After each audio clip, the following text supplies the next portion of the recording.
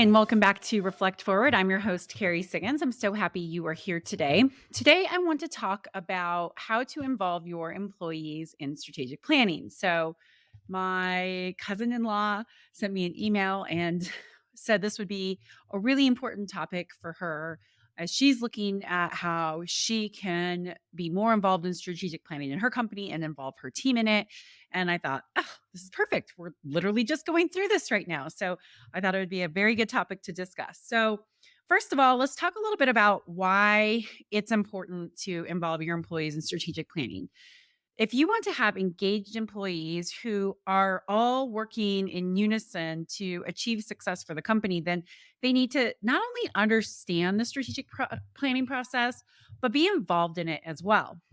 Now, of course, it's hard to scale. It's hard to get everybody involved in the strategic planning process in a company. I mean, I have 180 employees and it's very difficult.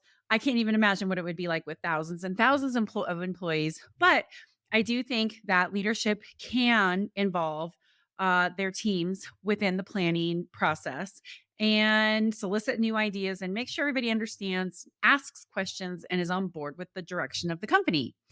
So here's how we do it at Stone Age. We did it a little bit differently this year, mostly because we've got our strategic planning process pretty dialed.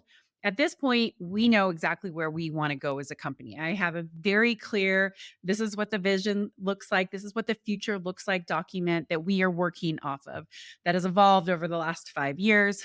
And now our strategic plan is really built around the steps that we are taking to achieve that vision. So there's not a lot of like brand new things that come up that would dramatically change our strategic direction. Certainly initiatives, it certainly evolves as we evolve. But earlier in my evolution as a CEO, it changed almost every year because we were just figuring out, how does all this strategy stuff work? How does it all go together? How does this build the roadmap for us? And I think as a team, as we got better at strategy, it made it a lot easier for us to have a very, I would say, stable strategic plan. Very disruptive, very forward thinking, very game changing strategic plan, but it is not, the structure of it isn't changing dramatically. And I say this in context because a lot of companies are different, right? Some might be a startup and you're just figuring out what your strategy is. And some companies might need to have a completely new strategy, a huge shift in their strategic planning process. And so, take this with, I don't know, a grain of salt of where we are at in our process because it might be very different for you. Nonetheless, wherever you are in your strategic planning process or evolution of how you think about planning, how you think about strategy, how it really ties to the vision that you have for your company or your team, you can involve your employees. So typically what we would do for our planning process is we would get the executive management team together and key managers and maybe 3 or 4 individual contributors who would apply to come to the strategic planning meeting, write a letter on why they wanted to come. It was really engaging. It worked really well. But that was when it was still really evolving. And now we're at the point that the executive management team and our department heads and the teams, they all really understand where we're going. So there's no need for this big, huge, like revolutionary planning process. So it wasn't an opportunity really for a lot of non-executive team members to participate in the planning meetings this year because really it's just an update from where we are, continuing on our focused plan that we already have in place. But we really wanted our teams to be involved, and we wanted them to be involved before we rolled it out and then asked for feedback. So this is what we came up with, and I think it worked really, really well this year. At least the feedback that I've gotten so far was fantastic. So we decided that we needed to help lay the groundwork for what our strategic plan is. And so we came up with a model to be able to walk our employees through our ideas for the key initiatives. Had to keep it simple, had to keep it high level, what the initiative is, why we were doing it, what problem it was solving, and how it fit into the vision of the company. So we created a slide for each of the initiatives. Now we only have 5 initiatives for 2023. At least major ones, right? There's a ton of departmental work, but when you have too many things going on, then you can't get them all done. So these 5 initiatives, they're all interconnected, but they're really important for part of our transformation as a company. So we lined out what that was. And then I made a video series explaining the vision, the what the future looks like document. Because if we sent that to employees, one, it's highly, highly sensitive and confidential information. But two, people wouldn't read it, right? It's way too complex, way too detailed, way too it's just way too much for employees, but they need to understand that we do have this really clear vision for what we want to be. We've been working off of it since 2018, and we have some pretty significant wins that we've had our planning process and our execution process has matured. So I went through and I made, 5, 6 minute videos on each section. So what the future looks like, what each initiative meant, how it drove us to our future vision, and just try to lay it out there really simply for my team. And the reason why I did that was I know that even though my management team, my executive management team, really truly understands the strategy, that big picture piece, it's hard for them to pull it all together. And so I wanted the same narrative to go out to every employee. But I didn't want to get up at a company meeting and do it when, it's just me talking at them and it's hard to digest and you can't ask questions. So the management team, department heads are now armed with these very clear talking points, questions that we want to ask our employees about the strategic plan, get their feedback, get their ideas, and then the videos so that I can, present the topic, and then the manager can really lead the dialogue with his or her team. And so that's what we rolled out. So we had 6 short videos, and we had a 6 slide PowerPoint that would go through and just list out what it was, why we're doing it, what problem we're trying to solve, how it helped us get to our vision, and then a list of the questions that we wanted to engage with our employees. It worked so well. The feedback that we got from our team was astounding. People could feel safe to ask really specific questions because it was in smaller groups with their teams. We got lots of great feedback, lots of questions on why are we doing this? What does this mean? And a couple of new ideas that we could incorporate into the plan. And so our employees really felt like they were part of the process. They really appreciated us trying to involve every single one of them. All 175 people got to talk through our strategic plan, listen to what we thought were the key initiatives for the year, how that would have impacted them, how they had a say in the work that they did, what that meant from their everyday tasks, and I think it was a really powerful exercise. It's the first time that we've involved every single one of our employees in the process.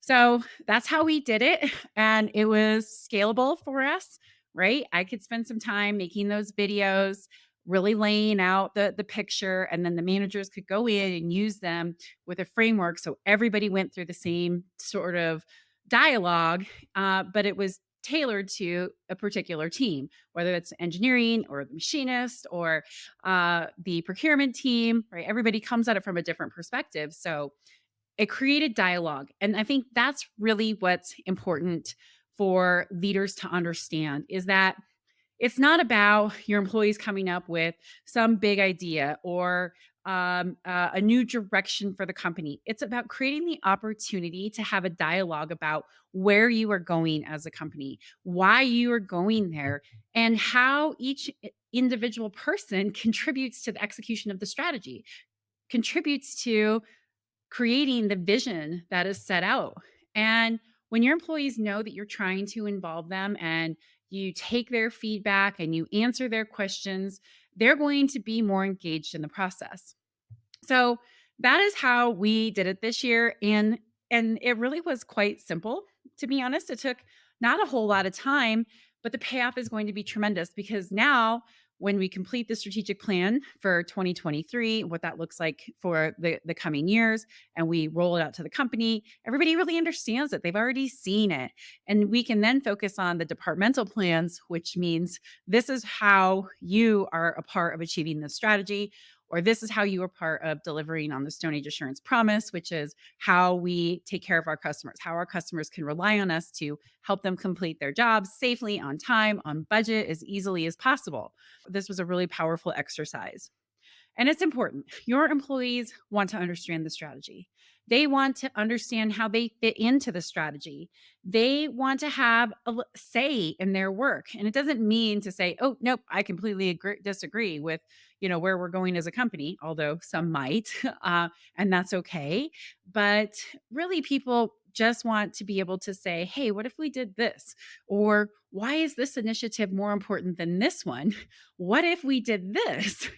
Could we move the needle faster if we did this direction, went this direction? That is how you engage your employees.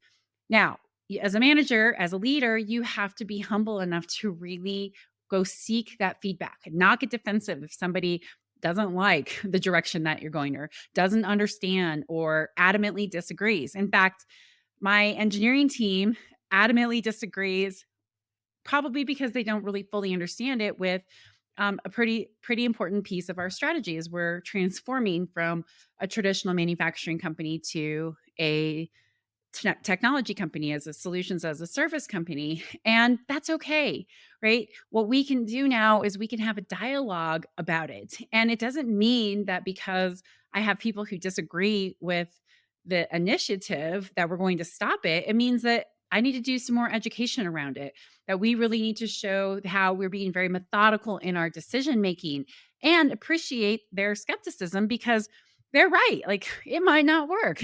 uh, we are trying to do some big things, and we know when we do big things that it might fail.